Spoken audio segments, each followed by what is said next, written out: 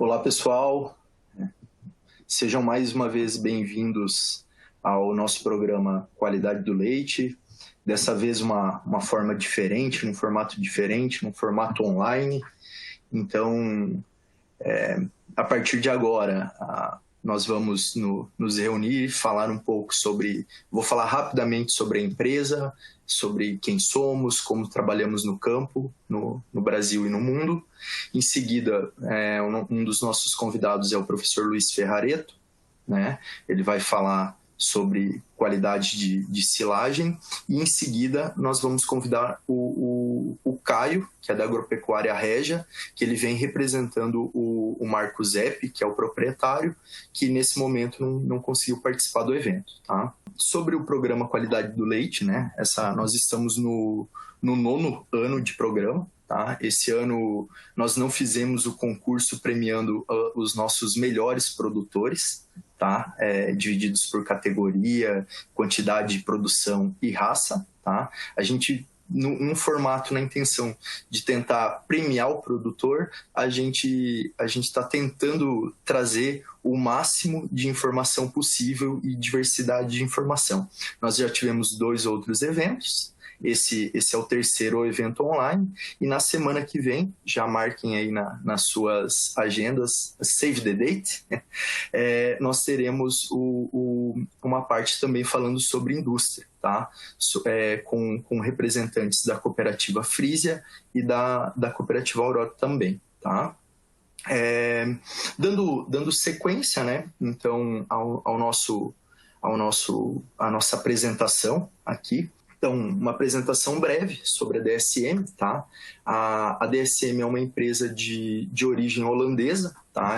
Ela significa Minas de Estado holandês. Não vou me arriscar tentar falar em holandês isso, né? Mas é uma empresa com mais de 100 anos de história, fundada em 1902, foi uma antiga estatal. Em seguida, né, com a modernização e globalização da economia, ela foi diversificando e se tornou uma empresa de capital aberto. Hoje, somos uma empresa de tecnologia, né? Nós trabalhamos em ciências da vida e ciências de materiais, tá? É uma divisão que a gente trabalha. E aqui, dentro do desenvolvimento da DSM, com o passar do tempo, a DSM fez algumas grandes aquisições. Por exemplo, né, falando do setor de vitaminas, a Roche, em seguida, né, 2013 a Roche, 2013 a DSM, e agora, mais recentemente, o Herber Group, na intenção de diversificar ainda mais e fortificar ainda mais o nosso portfólio no campo. Sobre a Tortuga, né, hoje é uma marca da DSM, nós somos em mais de 800 pessoas no campo, então qualquer dúvida sobre produtos, auxílio com ideias para se trabalhar na melhoria contínua das propriedades, nós temos uma grande equipe, uma equipe muito qualificada para tentar ajudá-los. Outro detalhe, né? Uma empresa de presença global, tá? E com foco, digamos assim, em grande desenvolvimento, e tudo que a gente procura essa melhoria contínua com os produtores. Eu vou convidar aqui o professor Luiz Ferrareto, né? Ele dispensa apresentações, né? Professor Luiz Ferrareto, por favor.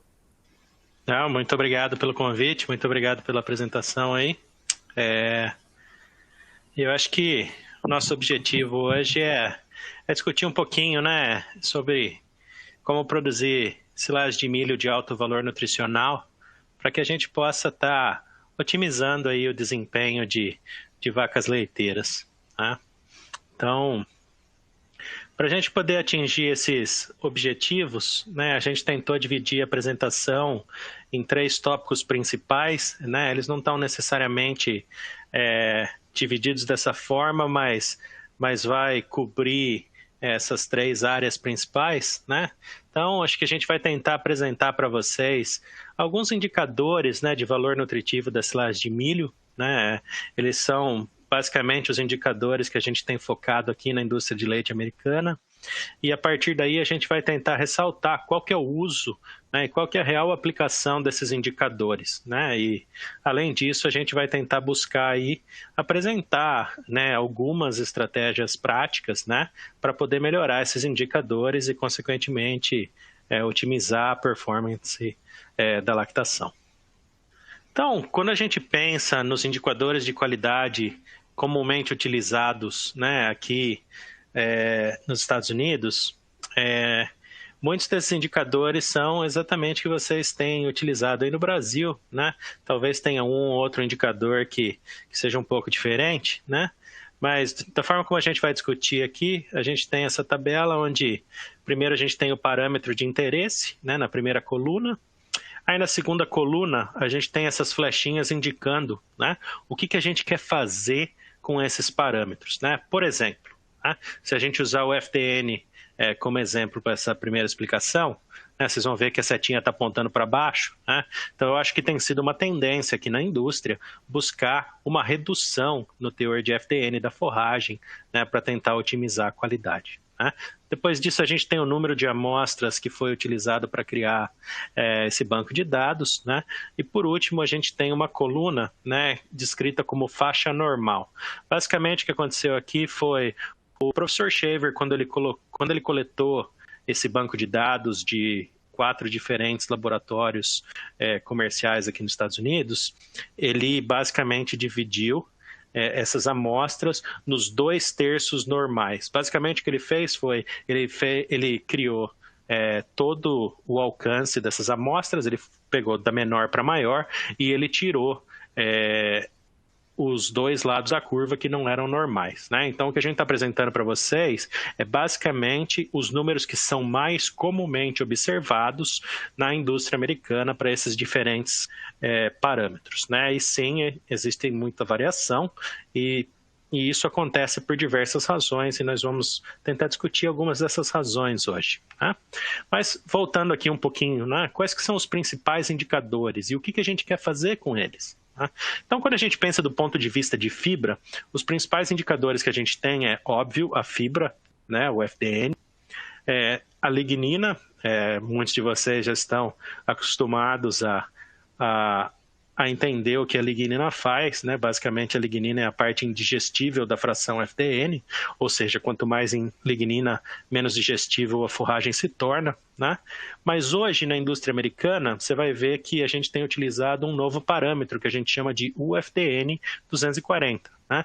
Basicamente essa fração é um método laboratorial novo, aonde a gente determina a fração indigestível do FDN após 240 horas de incubação, ou em líquido ruminal, ou dentro do rumen, usando a técnica do in situ, né? Mas, Luiz, se a lignina é a fração indigestível, né, por que existe essa variação entre a lignina e o FDN? Né?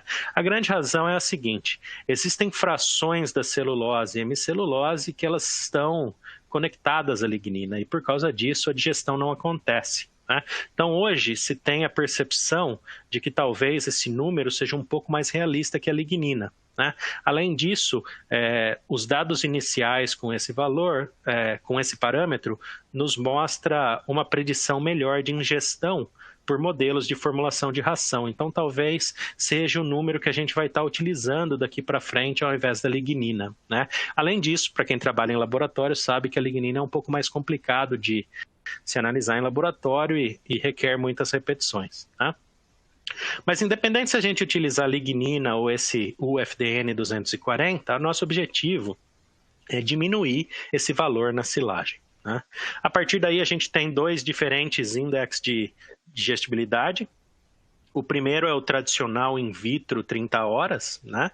E basicamente esse é um número que a gente tem usado há muitos anos já, né? Basicamente tem o mesmo valor que o 48 horas, algumas pessoas preferem o 48 ao invés do 30. Né? E também tem a digestibilidade total da FDN, que é comumente conhecido como TTNDFD, né? E esse é um método que foi criado aqui em Wisconsin pelo professor Combs, né?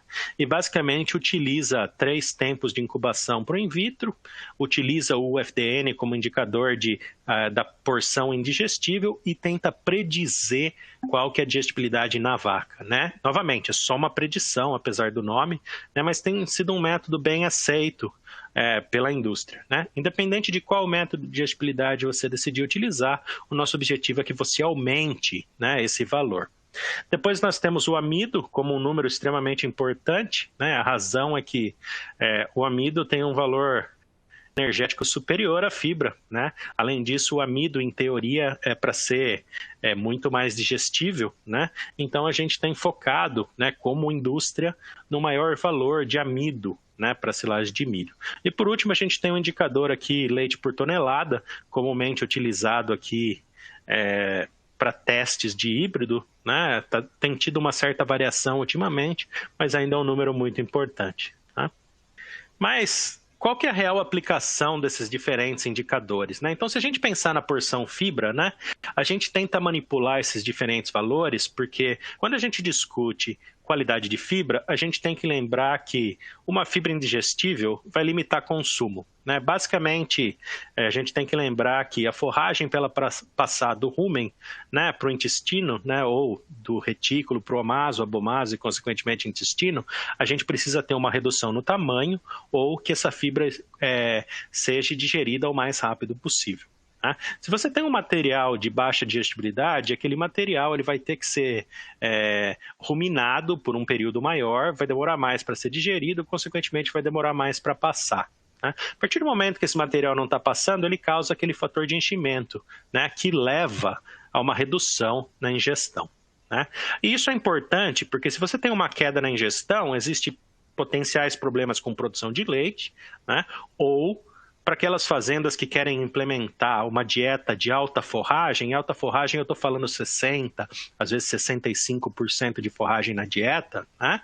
E acaba ficando mais complicado, né? Porque quanto mais forragem tem na dieta, mais digestível essa forragem tem que ser para que as vacas possam ter uma boa performance, né? Então, só para colocar em números isso para vocês, né? Essa é uma revisão antiga, né, do professor Mike Allen, da Michigan State, e basicamente ele fez uma revisão de literatura onde ele viu, né, que para cada uma unidade percentual de aumento na digestibilidade da FDN in vitro ou in situ, né, a gente pode esperar pelo menos uns 200 gramas aí, de aumento no consumo de matéria seca, né, e basicamente 250 gramas de leite corrigido para 4% de gordura.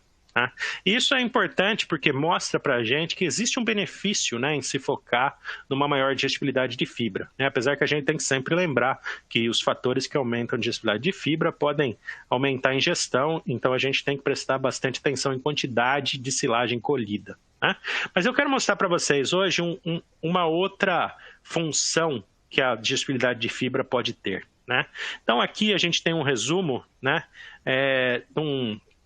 de uma revisão que a gente teve a oportunidade de trabalhar com o professor Rick Grant do Miner Institute, e basicamente o que a gente tentou fazer foi comparar 2 tipos de silagem, uma mais e uma menos digestível, né? Para esse exemplo em particular, a menos digestível foi silagem de sorgo e a mais digestível silagem de milho, tá? Mas o nosso objetivo aqui não é comparar esses 2 materiais.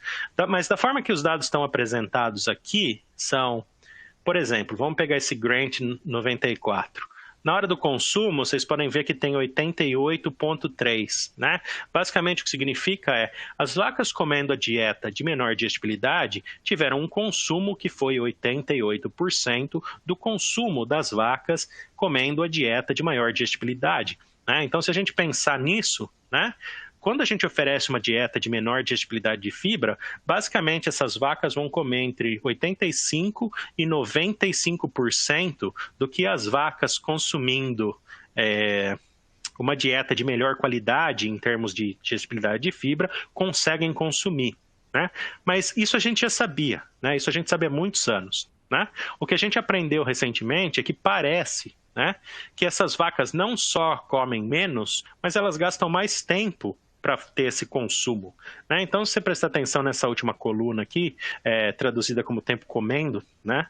Basicamente, as vacas gastam em torno de 105% a 120% do tempo que as vacas comendo uma ração mais digestível gastam, né? Então, na realidade, o que está acontecendo aqui é o seguinte, né? Uma menor digestibilidade de fibra leva à limitação de consumo e provavelmente leva a outros comportamentos como seleção, né, maior tempo de mastigação, etc., que acaba causando o animal ficar mais tempo no coxo, mas sem comer, né? E basicamente a gente sabe que animal que não está comendo, né, mas está no coxo, não está descansando, né?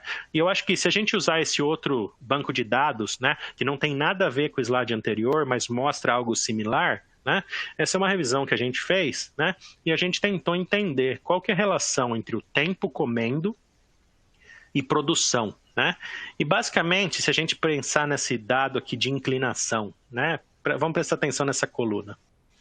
Para cada minuto a mais que a vaca gasta comendo, né? E comendo significa na frente do coxo, não necessariamente pegando comida, né? A gente tem uma pequena queda na produção de leite e de proteína no leite, né? Ou seja, bate muito bem com o dado anterior, né? Basicamente, depois de um certo tempo que a vaca está na frente do coxo, ela já não está mais comendo, ela provavelmente está selecionando ou está fazendo algum outro tipo de comportamento que a gente não sabe, mas que não leva a uma maior produção. Então, talvez o benefício da maior digestibilidade de fibra seja ajudar, né, a manter vacas fora do coxo, né? Por mais que isso soe ruim, né, mas que ela vá para o coxo como necessário e vá descansar, vá ruminar e vá produzir leite, né? Mas, né, tentando voltar um pouquinho, né, mas quais são os fatores que realmente afetam a digestibilidade de fibra na silagem de planta inteira de milho? Então vamos usar esse lado da direita aqui, né, essa parte verde desse gráfico, né?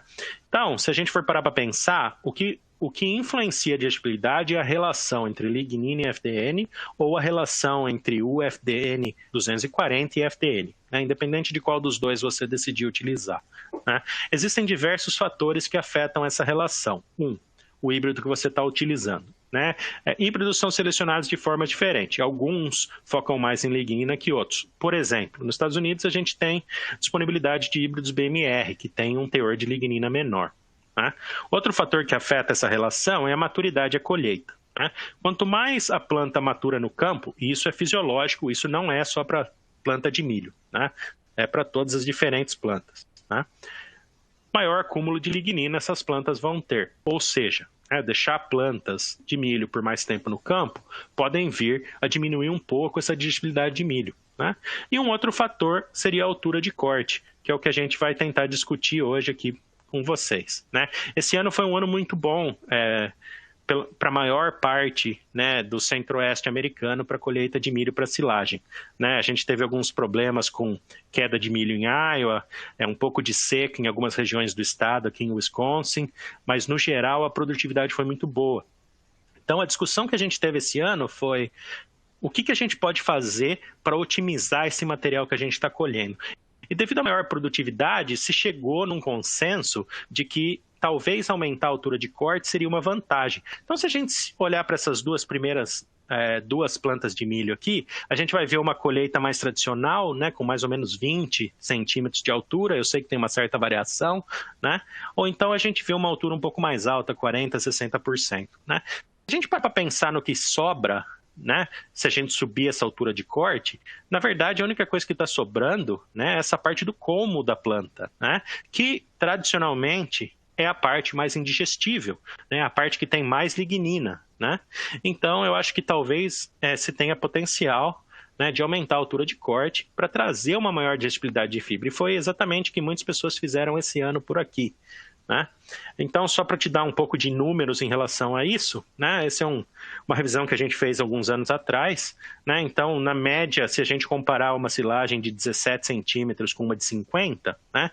O que a gente pode esperar? A gente pode esperar queda na concentração de FDN, o que é um fator óbvio, né? Porque basicamente o que está acontecendo é você está diluindo aquela espiga que tem amido por menos fração de fibrosa, né? Fração da planta, né? Então, isso se traduz também aqui nesse pequeno aumento aqui na porcentagem de amido, né, dessa silagem, né? Mas o mais importante é que você também está aumentando a digestibilidade in vitro do FDN, né? E isso leva, né, a uma maior produção de leite por tonelada de forragem, né? O problema quando a gente faz isso é que a produção em toneladas de matéria seca por hectare, ela cai, né? Então, basicamente, a altura de corte é uma tecnologia onde você vai estar colhendo uma silagem com mais amido, maior digestibilidade de fibra, mas o custo disso é uma menor produtividade por área. Então, a gente começou a pensar, né? Existem muitos estudos, algumas revisões, mas existe alguma forma da gente tentar predizer o que acontece? Então, a gente fez um experimento onde a gente coletou toda a literatura, né? E a gente tenta predizer o que acontece. Então, se novamente a gente prestar atenção aqui na coluna inclinação, a gente vai ver que para cada centímetro de aumento em altura de corte, o que a gente pode esperar que pode estar acontecendo. Então, nesse caso, vamos usar o amido aqui de indicador, né? Então, para cada centímetro de aumento na altura de corte, a gente pode esperar que vai ter um aumento de 0,08 em concentração de amido, né? Eu sei que parece pouco, né? Mas a hora que a gente volta aqui para esse próximo slide, a gente vai ver que vale a pena, né? Por que vale a pena? Pensa da seguinte forma, né? Cortes mais altos, eles têm condição de melhorar a qualidade, que a gente mostrou como porcentagem de amido à custa de rendimento da colheita, né? Existem duas coisas que vão estar acontecendo aqui. Maior digestibilidade leva a maior ingestão, que leva a maior produção. 2, maior concentração de amido te permite reduzir milho na dieta. Em locais onde o preço é um pouco mais caro, né, do milho, você tem a opção de diminuir a compra de milho, né? Isso pode trazer benefício ao custo da dieta, né? Mas é importante lembrar, né, que para se estabelecer esse tipo de manejo, você tem que ter área suficiente, né? Porque você está pagando o preço do menor rendimento, né? Uma alternativa que pode ser feita e requer discussões com agrônomos, né, que atendem as propriedades, né, assim como o pessoal das diferentes empresas de híbrido, para ter certeza que os híbridos conseguem fazer isso, né? Talvez aumentar a população de planta, né? Normalmente uma maior população de planta leva a maior produtividade. Se você aumentar a altura de corte, melhora a qualidade, você acaba ficando com um material um pouco melhor e ainda produz o necessário, né? São só algumas considerações aí para o pessoal levar para casa. Agora a gente vai mudar um pouquinho para amido, né? E eu vou discutir menos amido do que eu discuti digestibilidade de fibra, mas quando a gente pensa em amido, né, basicamente a gente utiliza amido, digestibilidade de amido in vitro, 7 horas, e o score de processamento de grão, né, o famoso KPS, né, que basicamente é um indicador de quão bem você está quebrando grãos, né? Em teoria, essa porcentagem de amido que passa da peneira de 4,75 milímetros é um grão quebrado em 4 pedaços, né? Tem uma certa variação nisso, mas não está de todo errado, né? Mas o benefício de se aumentar o teor de amido, de aumentar a digestibilidade de amido e aumentar o KPS, é que você está alterando a densidade energética do material, né? Basicamente, né, o amido é mais energético do que a fibra, né? Não porque o amido versus fibra é mais energético, mas porque uma boa parte da fibra é indigestível devido à concentração de lignina e a conexão da lignina com algumas outras frações da fibra, né? E também porque, no geral, né, é mais fácil você alterar a digestibilidade do amido do que alterar a digestibilidade da fibra, né? Isso leva a um efeito na produção de leite ou na eficiência alimentar, ambos vantajosos, né? Então, se a gente voltar para esse slide para cobrir essa parte da esquerda agora, essa parte amarela, né, dos grãozinhos, né, a gente vê que a digestibilidade de milho, ela varia entre 80% e 100% no trato total de uma vaca de leite, né? Existem estudos um pouco mais baixos que isso, mas esse seria o valor mais normal, né? Então, hoje a gente sabe que existem 4 fatores principais que afetam essa digestibilidade. O mais importante de todos vai ser o tamanho de partícula do grão, ou, em outras palavras, quão bem você quebra grãos, né? Depois a gente tem um novo fator, né, que é um pouco mais recente, eu acho que foi introduzido nessa última década, né, que é a duração da fermentação dessa silagem. E eu vou mostrar um gráfico quanto a isso daqui a pouquinho, né? Outro fator que é de extrema importância é a maturidade do grão. Da mesma forma que a planta maturando acumula lignina, a planta também acumula proteínas prolaminas. E essas prolaminas, elas ficam ao redor do amido dentro do grão de milho e impedem sua digestibilidade, ou no rumen ou no intestino, né, da vaca. Então, consequentemente, né, esse pode vir a ser um problema. Outro fator negativo da maturidade é que conforme a maturidade continua, né, o grão fica mais duro, como vocês bem sabem, né? Quanto mais duro o grão, mais difícil de quebrar, o que afeta, o que na minha opinião é o fator mais importante, que é o tamanho de partícula do grão, né? E o último fator aqui seria propriedades do endosperma, né? E isso seria basicamente seleção de híbrido, né? Híbridos mais farináceos, né? Esses são mais digestíveis, né? Então, só para exemplificar 2 desses fatores, né? Primeiro, vou mostrar para vocês a importância do score de processamento de grão, né? Então, se vocês prestarem atenção aqui nessas barras cinzas, né, vocês vão ver o score de processamento de grãos de silagem de milho de diversas propriedades americanas. E se vocês prestarem atenção nas barras pretas, né, vocês vão ver a concentração de amido fecal dessas mesmas propriedades, né? Então, basicamente, o que está acontecendo aqui, que esse gráfico nos mostra, é que quanto mais alto o KPS, ou quanto melhor o processamento é feito, tem uma menor concentração de amido nas fezes, né? Basicamente, a razão disso é a vaca está digerindo mais, né? Então, quanto mais quebrado esse grão, maior potencial de digestão, é menos suscetível que esse amido termine nas fezes, né? Então, acho que a mensagem que a gente está tentando passar para vocês aqui é muito simples, né? Quebre mais grãos, né? Da maneira que for possível, né? E existem diversas formas de se discutir essa parte, né? Então, como eu tinha colocado mais cedo, né, o tempo de fermentação também afeta a digestibilidade de amido. Então, eu acho que, apesar desse gráfico parecer bem atualizado, né, um gráfico de 2018, né, na verdade já existem muitos outros experimentos que mediram esse mesmo efeito, né? E basicamente o que a gente sabe é que no início da fermentação, você vai ver que aqui todos os experimentos, quando eles vão de 0 para 30 ou 0 a 45 dias, dependendo de quando foi medido, né, tem um aumento nessa digestibilidade de amido, né, às vezes entre 10, 15 unidades percentuais, né? E isso é importante, porque essa é uma das vantagens do processo de ensilagem. Mas você pode ver que mesmo a partir daí, apesar desse aumento não ser tão significante, né, da mesma magnitude que essa fermentação inicial, que todos esses experimentos nos mostram que continuar a fermentação por mais tempo aumenta a digestibilidade, né? Então, por causa disso, né, eu acho que houve uma mudança na indústria aqui dos Estados Unidos, né, focando, às vezes, num tempo de armazenamento maior, às vezes 90, 120 dias de armazenamento, né? Então, só para concluir, né, existem muitos fatores que afetam a digestibilidade de nutrientes em silagem de milho, né? Eu acho que não tem como negar hoje que o processamento e a maturidade e a colheita são 2 dos fatores mais importantes para melhorar a digestibilidade, no caso da maturidade, tanto fibra quanto amido, né? Mas que também já existem outras opções, né, como períodos mais longos de armazenamento e aumento na altura de corte, né, a colheita, que podem ser utilizados para melhorar a digestibilidade, mas que requerem um bom manejo da propriedade em termos de área suficiente para colheita, né? E óbvio, no caso do tempo de longos períodos de armazenamento, significa que todo o seu processo de ensilagem tem que ser muito bem feito, porque se você ensilar por mais tempo e o seu manejo não for bom, as perdas também vão ser maiores. Então, aqui fica meu contato. Caso você tenha alguma pergunta aí que a gente não tenha tempo de responder hoje, fica à vontade para contactar. Novamente, muito obrigado pelo convite, muito obrigado pela atenção.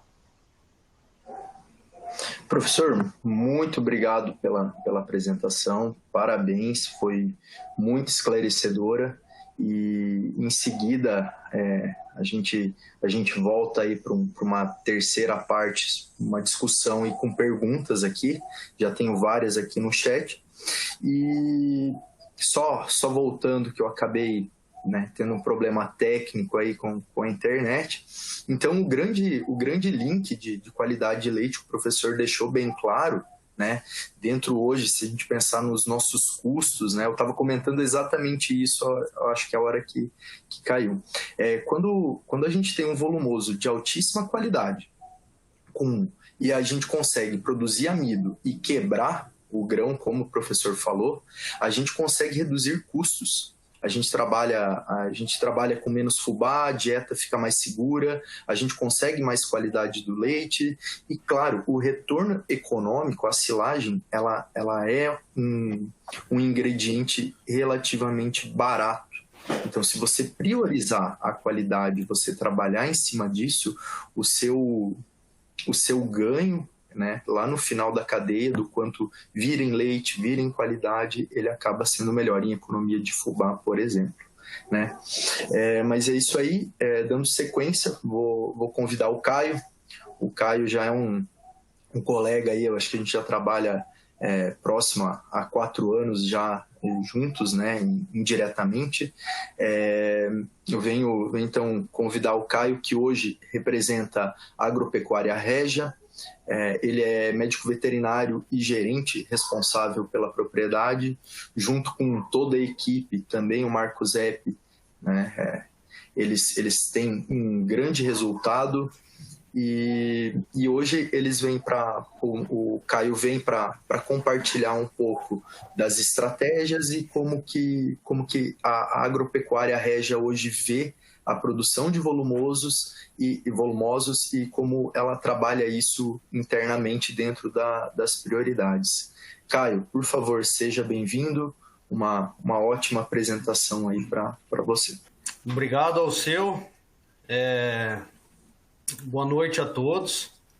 É um prazer estar aqui representando a Agropecuária Régia.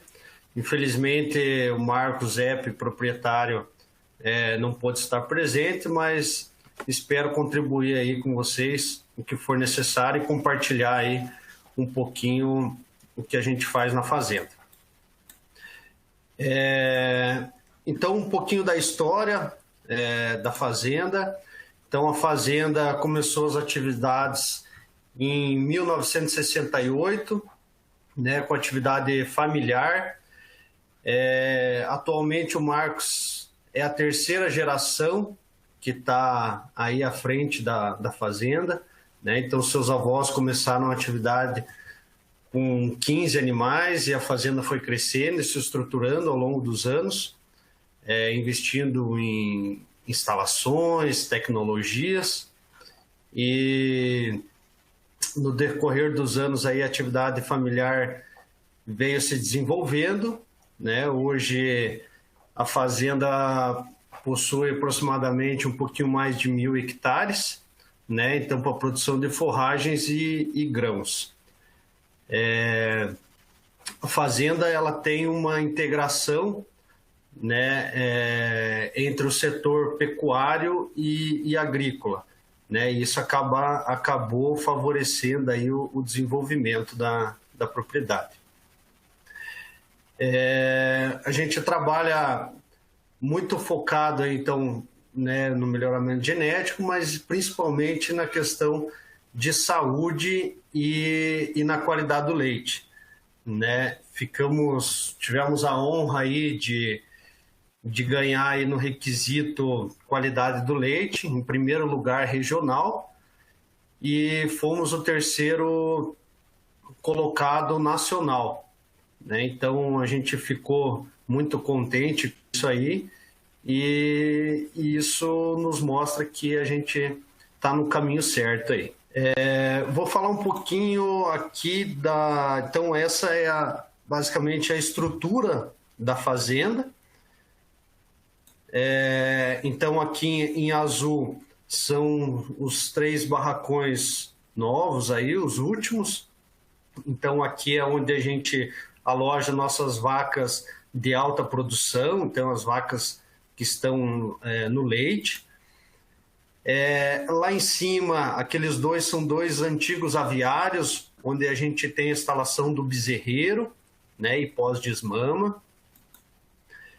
Esse outro barracão aqui, nós temos um pouquinho também de vaca em lactação, então são as vacas aí de baixa produção, as vacas do lote recém-parido, né, então ficam nesse barracão aqui.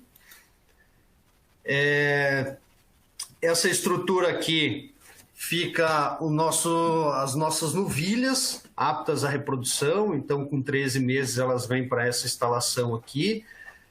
E então, onde elas vão começar aí a serem inseminadas.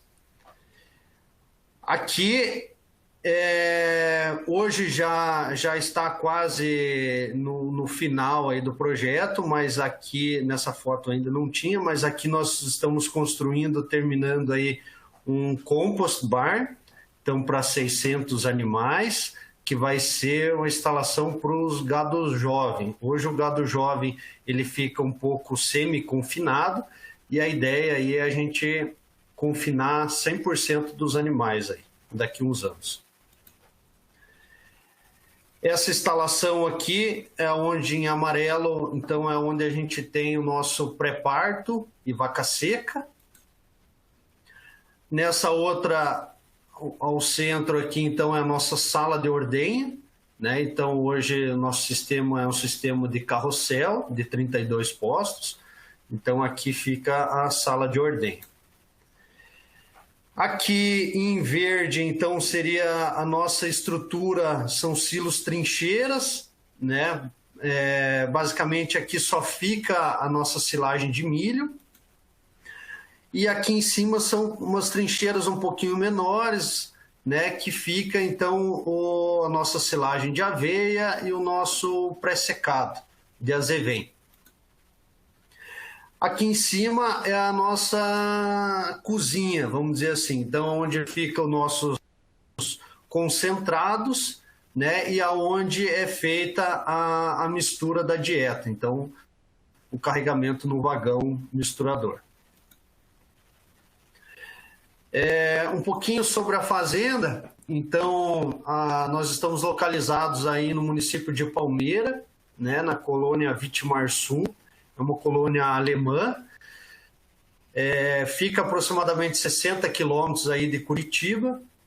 Atualmente nós estamos com 1.300 vacas em lactação, 2.950 animais ao todo, né? E a nossa qualidade do leite, aí, os nossos dados aí, nossos números média anual, fica em torno de proteína 3,4, gordura 3,8, nossa CCS aí de 120. Lógico que esses números são uma média aí anual, né? Atualmente nós estamos aí com 4% de gordura, mas assim como uns tempos atrás, aí, uns meses atrás, nós tivemos alguns problemas aí com volumoso, e nós tivemos problema de gordura, aí tivemos aí na casa de 3,5, 3,4, né? Acabou baixando bastante, mas conseguimos ajustar aí e hoje já normalizamos aí, estamos na faixa de 4%. Mas a nossa média anual fica entre 3,8 e 3,9. A questão do nitrogênio ureico, né? Hoje nós estamos aí trabalhando com 14, mas teve alguns momentos aí que a gente trabalhou, sempre estava na faixa de 17, né? E a gente trabalhando, ajustando, a gente conseguiu aí chegar na casa dos 14 aí, né? Que é um número bom. Poderia baixar um pouquinho mais, mas está dentro do nosso objetivo aí. Então aqui algumas instalações, né? Então temos os 3 barracões novos. Hoje cada barracão possui a capacidade para alojar aí 360 animais. Cada barracão então em 2 lotes, né, de vacas. Nossa estrutura, os barracões novos são todos de cama de areia, né? Temos alguns barracões antigos, então, que são tapete de borracha, que atualmente está o nosso lote de pré-parto e vaca seca, mas as vacas em leite são todas em camas de areia. Eu acho muito importante a gente focar muito no conforto desses animais, né? A gente preza muito pelo conforto dos animais. Então, o animal, quanto mais tempo o animal está deitado, confortável, ele vai ruminar mais, ele vai passar mais tempo deitado, né? Isso, consequentemente, gera mais saúde, qualidade do leite, consumo de matéria seca, ajuda na reprodução. Então, eu acho que o manejo dos animais não adianta focar só na dieta, mas sim o conforto que a gente tem que dar para esses animais é muito importante.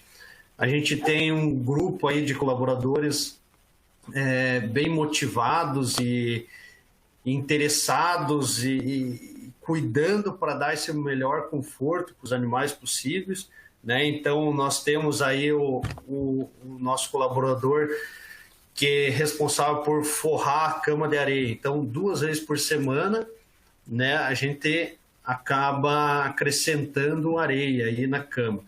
Então, ele sempre está alerta, perguntando para a gente daí como é que tá, precisa colocar mais, tá bom assim, né? Então, ele tem esse cuidado, a gente passa para eles a importância de manter a cama confortável para os animais. Então, eles têm esse cuidado e sempre estão nos buscando aí para tirar alguma dúvida, se está tudo certo, se tem que colocar um pouquinho mais, um pouquinho menos. Eu acho que isso é muito importante, a gente passar a ideia para o nosso colaborador. Aqui, então, são algumas imagens aí do nosso produção de volumoso. Hoje, basicamente, nós trabalhamos com silagem de milho, silagem de aveia e pré-secado de azevém, né? Em alguns momentos a gente trabalha aí com silagem de sorgo também, para o gado mais jovem, né? E trabalhamos também com silagem safrinha, né? Então, para o gado jovem aí, principalmente, né? Pensando pelo menor teor de amido aí, né? Hoje a gente corta, faz a silagem com a planta inteira, então a gente corta aí com 15 centímetros, mais ou menos, de altura, focando principalmente no volume, na massa, né? E a gente, mesmo cortando com a planta inteira, com 15 centímetros, a gente consegue ter aí bons resultados de amido, aí, né? Por volta de 40% de amido. Então, mas a gente foca muito em produção de volume, né? A gente quer que a massa. O cuidado que eu acho que é essencial é na hora da colheita, da produção dessa silagem, né?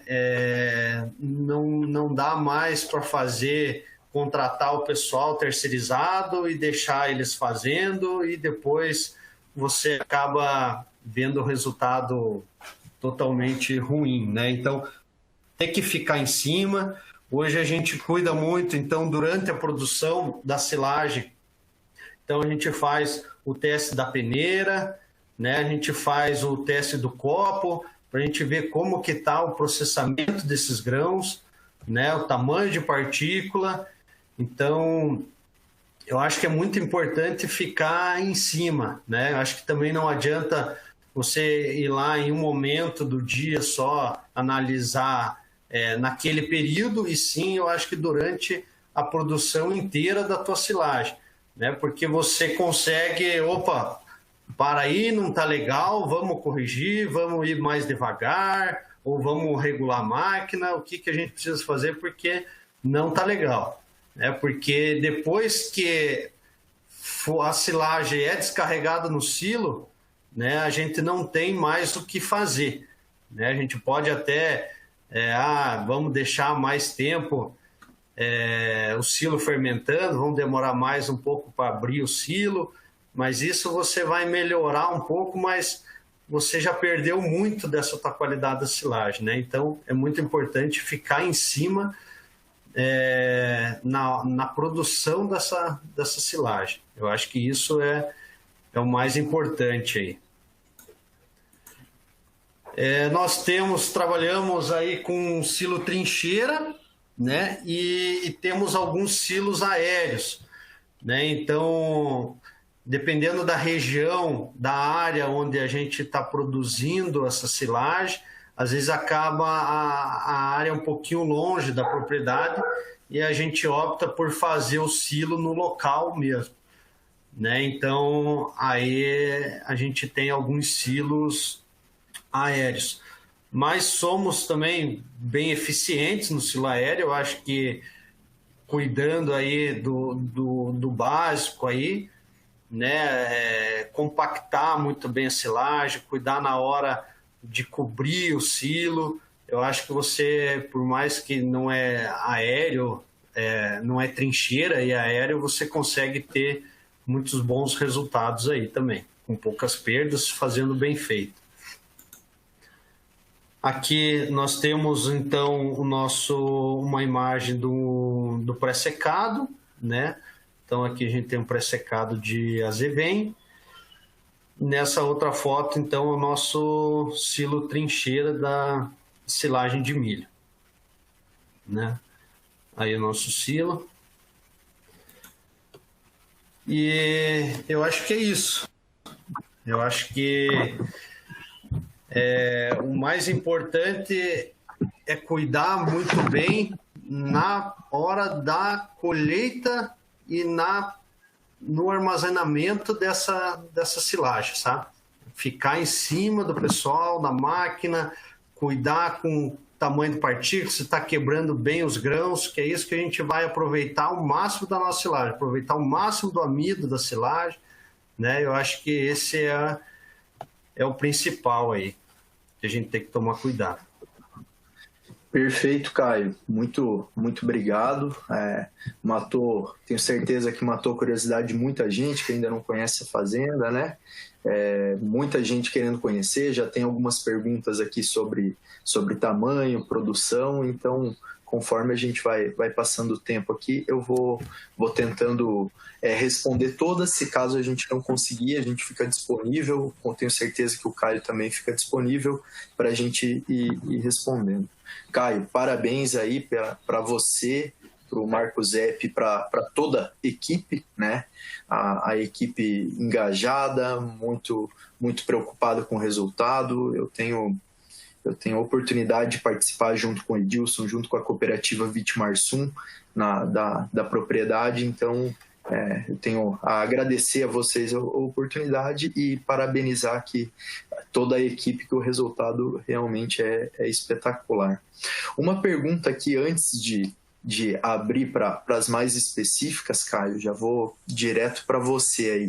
O pessoal perguntou sobre média de produção. Como que vocês estão de média hoje no tanque? Essa qualidade do leite, ela tem uma influência, né, sobre produção? Como que é isso? Então, atualmente, nós estamos aí com 42 litros de média, né? Mas a nossa média anual fica em torno de 40, 41 litros de média. Em alguns momentos, lógico, no verão, aí a gente acaba tendo uma queda aí de 3 a 4 litros, né, de produção na média, mas a nossa média anual fica em torno aí de 40 litros, mais ou menos. Joia. Professor Ferrareto, né, são várias perguntas aqui, dentre elas uma que chama atenção é sobre peneiras. Existem algumas medidas novas sobre peneira, professor? Como que a gente deveria priorizar isso no momento da produção da silagem? Se o professor puder dar um norte, falar um pouquinho para a gente aí sobre como que a gente pode trabalhar com a Penn State na propriedade. Não, pois não, excelente pergunta. Eu acho que do ponto de vista de peneira, né, a gente passou por uma transição. No começo eram só 2 peneiras, né, 19,8, depois adicionaram aquela de 1,18, né? Eu acho que há 4, 5 anos atrás eles trocaram a 1,18 pela de 4 milímetros, né? O que, na minha opinião, não faz muita diferença, né? Eu só uso a 19,8, né? Que eu acredito que a maior parte das pessoas utilizem. Em termos de recomendação, né, eu acho que não houve muitas mudanças no que o pessoal tem recomendado, né? Uma coisa que é recente relacionada ao tamanho de partícula é que quando o UFDN foi criado, né, ou quando começou a ser disseminado, né, uma discussão que começou a ter aqui foi, mas como que o tamanho de partícula influencia esse valor, né? Então existem alguns pesquisadores hoje trabalhando com, em vez de utilizar o termo fibra fisicamente efetiva, eles estão tentando utilizar um termo chamado UFDN fisicamente efetivo, né, que basicamente é relacionado ao tamanho de partícula e ao nível de indigestibilidade do material medido pelo UFDN, né? Então eu acho que logo deve haver algumas mudanças aí em termos de recomendação, né? O mais comum que a gente vê de recomendação para as peneiras de silagem de milho é tentar ter um pouco de material acima da peneira de 19, mas tomar cuidado para não ter muito, né? Então eu acho que a recomendação do pessoal da Penn State é em torno de 3 a 8% ou 3 a 10%, né, da peneira de cima, né, para silagem de milho, e depois tem uma concentração entre 40% e 60% naquela peneira de 8, né? Da forma como eu utilizo a Penn State, eu tento entender qual que é a variação que a gente tem na silagem entrando no silo, né? Eu busco duas coisas com a Penn State. Primeiro, eu quero ter certeza que não tem muitas partículas muito grossas, né? Muito grandes, né? Porque essas partículas, primeiro, elas vão comprometer a compactação, ou a gente tem que mudar o nosso nível de compactação baseado nisso. E segundo, essas são as partículas que depois vão gerar seleção, né? E a outra coisa que eu tento entender é qual que é a consistência da silagem que está chegando devido à variação de matéria seca dos diferentes campos e assim por diante, né? O objetivo é sempre ter uma silagem muito consistente, né? É óbvio que não é perfeito, né? Mas é isso que a gente tem tentado estabelecer em diferentes locais. Tá joia, professor. Obrigado. Só completando essa pergunta com outra pergunta um pouco mais específica, perguntaram aqui sobre o UFDN de 30 e 240 horas. Qual seria o melhor parâmetro a ser utilizado, professor? Ao meu ver, o UFDN 30 horas, basicamente, ele reflete o material que não foi digerido naquele período, né?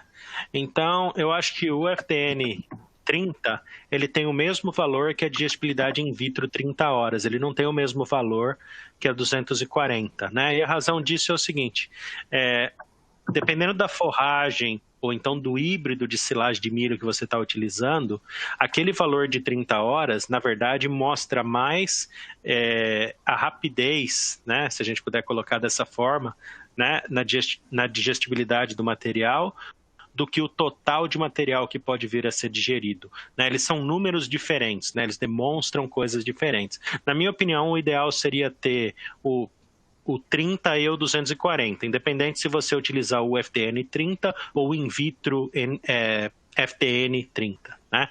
Então eu acho que esse que é o material, porque dessa forma você tem não só a indicação do que não é digestível, mas quão rápido esse material vai ser digerido. Uhum. Perfeito, professor. Obrigado.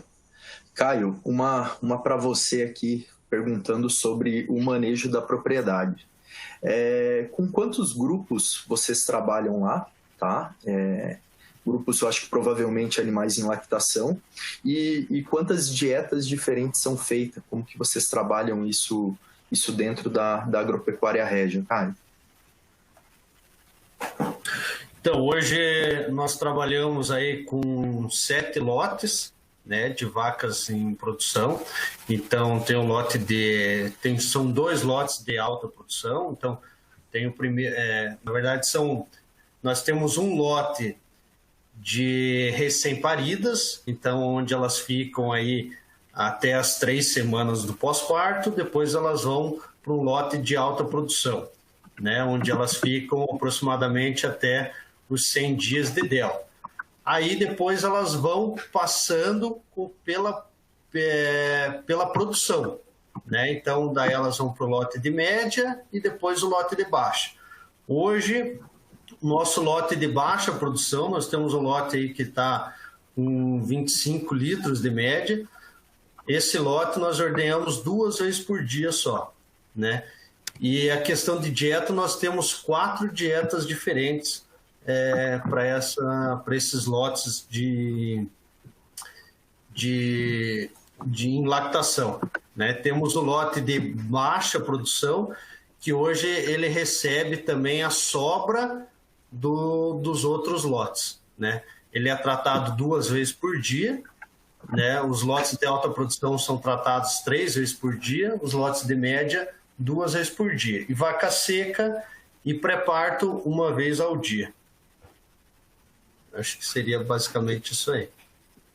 Entendi, Caio. Beleza. Sobre como que se tem trabalhado hoje, Caio? Por exemplo, foi comentado, você comentou sobre o compost bar, né? Vocês trabalham com sistema de cama de areia e cama de borracha numa parte, em gado jovem, principalmente, né? Por que a opção de compost bar se vocês já trabalham com cama de areia, né? É focado em gado jovem ou vai para lactação também, esse compost bar? Então, esse compost bar que nós estamos construindo é focado para o gado jovem, né? Aqui nossa região é um pouco mais úmida, então o compost é um pouquinho mais complicado, principalmente no inverno, de questão de secagem da cama. Então hoje nós trabalhamos com as vacas em cama de areia, né? E o compost nós vamos trabalhar com o gado jovem, que tem um esterco um pouco menos, tem um esterco um pouco mais firme. Então isso acaba ajudando aí o manejo do compost, né? E talvez esse compost também vai alojar aí por um período um grupo de vacas secas, mas de primeira mão o objetivo seria para gado jovem. Uhum. A intenção é intensificar ainda mais, né, Caio? Acho que essa que é a realidade.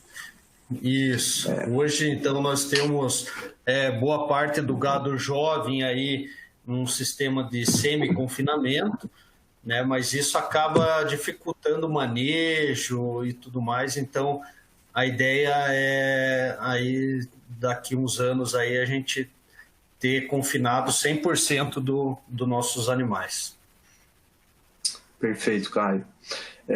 Professor, tem uma pergunta aqui. Hoje na apresentação, já assisti outras apresentações do professor, sempre com coisa nova, mas tem uma pergunta sobre como usar o copo, né? Tem o detalhe que a gente manda para análise e vem o KPS, mas o copo ele é muito prático o uso dele. Como que eu devo priorizar esse uso do copo nas propriedades, professor? E quais são os parâmetros, mais ou menos, que eu posso usar? Se o professor puder falar um pouco mais, a gente até tem alguns copos, em outras propriedades a gente improvisa, corta uma garrafa, mas eu gostaria de ouvir do professor aí e o pessoal também. Não, essa é uma excelente pergunta e é um excelente ponto, né? Porque o KPS ele é um ótimo indicador, mas a grande realidade é que você vai mandar o material para o laboratório e quando ele voltar você já não está mais colhendo, né? Então, te permite avaliar a qualidade, mas não te permite a tomada de decisão, né? E eu acho que o método do copo é o método ideal, né? Na verdade, eu falo o método do balde, porque aqui eu tenho usado mais um balde do que um copo. Né? É simplesmente pela facilidade, eu acho que ambos são muito bons, né? A forma como eu trabalho, né, e talvez eu seja um pouco radical nesse ponto, né? Eu tento passar quase todas as carretas que chegam no silo, né? A gente pega uma amostra, uma mão cheia, né, de cada uma dessas carretas e a gente tenta separar a fibra com o grão, né? E basicamente a água ajuda a gente porque a fibra boia, o grão afunda, tirou a fibra, tirou a água, tem os grãozinhos lá esperando para ser analisados, né? E faz muita diferença porque é muito mais fácil de se entender o que está acontecendo, né? O visual só do grão é muito mais propício para se pegar erros no processamento, né? Se a gente conseguir encher, vamos usar um prato de sobremesa de indicador, tá? Se a gente conseguir encher um prato de sobremesa com essa análise, o ideal é que a gente não tenha mais que 1 ou 2 grãos inteiros, né? Eu gosto de não ver nenhum, né? Mas tem algumas pessoas que dizem que entre 1 e 2 grãos inteiros você acaba com um KPS de 60%, 65%, então é um bom indicador, né? Então é mais ou menos isso que a gente tem visto no campo aí. Uhum. Só uma pergunta, esse grão inteiro que o professor fez referência, ele seria um fora do padrão? Porque, por exemplo, comentou sobre as 4 partes, né? Um grão dividido em 4 partes. Seria um grão fora do padrão ou um grão realmente inteiro, professor? Não, seria um grão realmente inteiro, né? Porque o copo, na verdade, né? O copo ele não vai te dar o tamanho da partícula, né? O copo ele basicamente vai separar para você os grãos, né? Que estão os grãos da fibra, né? E a partir daí você vai fazer a sua avaliação, né? Tem gente que tenta ver se tem muito material quebrado no meio ou em 4, né? Eu tento usar simplesmente um grão inteiro como avaliação, tá? Uhum. Professor, sobre variedades de milho, né? Sobre essas diferentes alturas de corte, já existe alguns híbridos mais específicos para isso? Como que é dividida essa prioridade, professor? Ser utilizado para cortes mais altos, professor. Por exemplo, eu tenho uma silagem tradicional e resolvo cortar mais com 40 centímetros. Eu posso mudar o híbrido ou eu continuo com as mesmas prioridades? Pode. Do meu ponto de vista, eu acho que a seleção de híbrido ela é mais importante nesse caso do ponto de vista de produtividade, né, por área, e um híbrido que esteja bem estabelecido para a sua região, né, baseado em clima, solo e assim por diante, né? E a razão de eu estar colocando isso é que não se tem uma indicação de altura de corte baseado em híbrido, né, ainda, né? Talvez um dia venha a existir, né? Mas então, a minha decisão por aumentar a altura de corte ou não é baseado na produtividade, né? A gente tenta predizer qual que vai ser a produtividade, né, daquele ano, e a partir daí tomar a decisão de cortar mais alto ou não, né, devido ao que a gente sabe que vai acontecer, para não ter problema com o inventário, né, de material na fazenda, né? Se você tiver que escolher um híbrido para implementar isso, eu sugeriria buscar os híbridos, né, que te trazem um maior teor de massa, né, por área.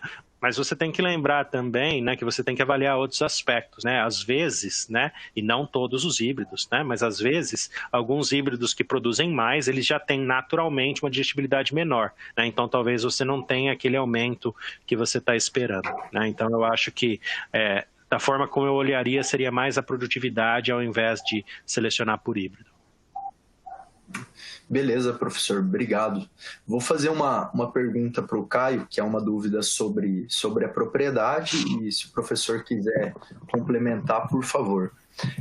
Caio, como que hoje vocês trabalham desde o momento de corte? Você comentou, né, que trabalham com corte aí aproximadamente 15 centímetros, né, tomando todos os cuidados possíveis no momento da produção. Mas após a compactação que fecha o silo, vocês tentam trabalhar com uma prioridade de tempo para abrir silo? Como que Caio, isso? Ou né, a gente sabe que existe a variação de propriedade e alguns imprevistos, às vezes, por quantidade, né, ou atraso de produção. Como é isso, Caio? Como que vocês acabam manipulando isso na propriedade?